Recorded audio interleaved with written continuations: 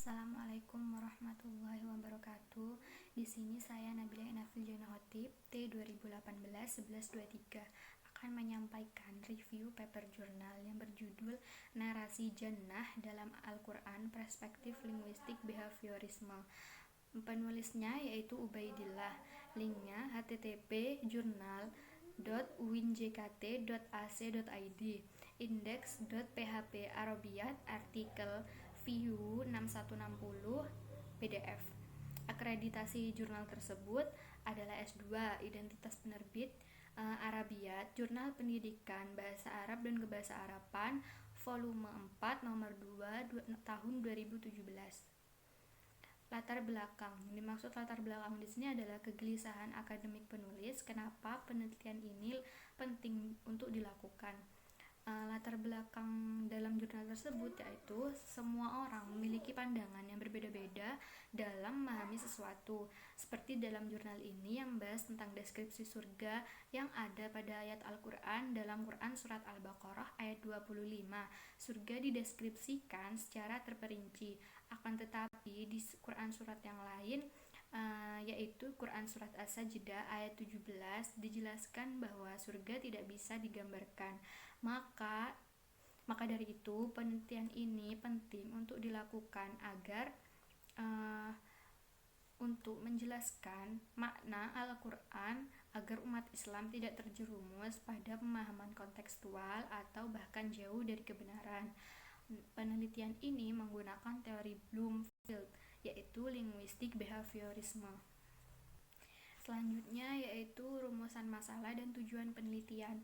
Rumusan masalah dalam jurnal tersebut ada 3, yaitu bagaimana deskripsi surga dalam Al-Quran. Yang kedua, apa faktor-faktor yang mempengaruhi adanya deskripsi surga. Yang ketiga yaitu bagaimana mencari titik temu terkait adanya kontradiksi tentang deskripsi surga tersebut. Tujuan penelitiannya yaitu menjelaskan tentang kontekstualisasi makna Al-Quran agar umat Islam tidak terjerumus pada pemahaman kontekstual atau bahkan jauh dari kebenaran. Metode penelitian. Jenis dan pendekatan penelitian dalam jurnal tersebut menggunakan penelitian deskriptif kualitatif. Sumber dan jenis data dalam jurnal tersebut menggunakan buku-buku yang mengulas tentang keadaan sosial budaya masyarakat Arab ketika Al-Quran diturunkan. Teknik pengumpulan data dalam jurnal tersebut menggunakan teknik simak catat dan studi dokumentasi. Teknik analisis data yang digunakan dalam jurnal tersebut menggunakan analisis secara kualitatif dengan menggunakan metode deduktif, yakni memberikan kesimpulan di awal lalu merinci data yang ada hingga diketahui kebenarannya.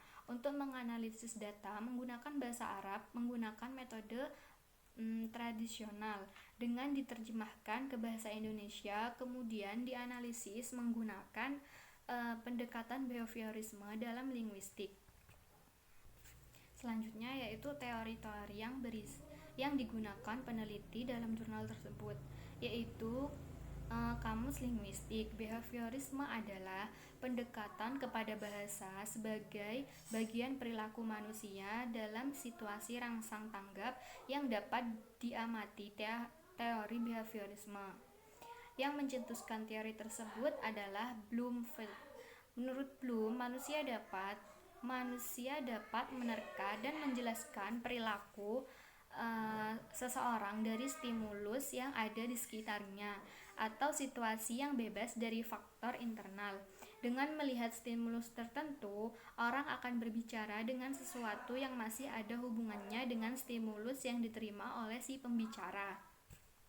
Selanjutnya yaitu data yang ditemukan oleh peneliti saat melakukan penelitian dalam jurnal tersebut, yaitu data yang ditemukan tentang deskripsi surga adalah keadaan geografis, hasil pertanian, dan keadaan sosial budaya sebagai stimulus deskripsi. Selanjutnya yaitu analisis atau pembahasan. Surga dalam Al-Quran menggunakan teori linguistik behaviorisme. Ditemukan ada stimulus yang berhubungan dengan masyarakat yang mempengaruhi pendeskripsian surga di dalamnya. Stimulus tersebut adalah kondisi-kondisi geografis yang menggambarkan bahwa Jazirah Arab merupakan negeri yang sangat tandus, padang pasir luas, iklim yang panas, dan sedikit hujan, sehingga memunculkan respon dalam bentuk deskripsi surga yang di bawahnya mengalir sungai-sungai, yang di bawahnya yang di dalamnya terdapat buah-buahan yang siap untuk dikonsumsi. Stimulus yang lain berupa kondisi Jazirah Arab yang diwarnai dengan poligami. Al-Quran mendeskripsikan bahwa di surga ada bidadari yang sudah disiapkan yang dapat digunakan kapanpun. Selain itu juga ada tradisi minum homer. Al-Quran menjelaskan bahwa di antara minuman penduduk surga adalah sungai yang isinya homer.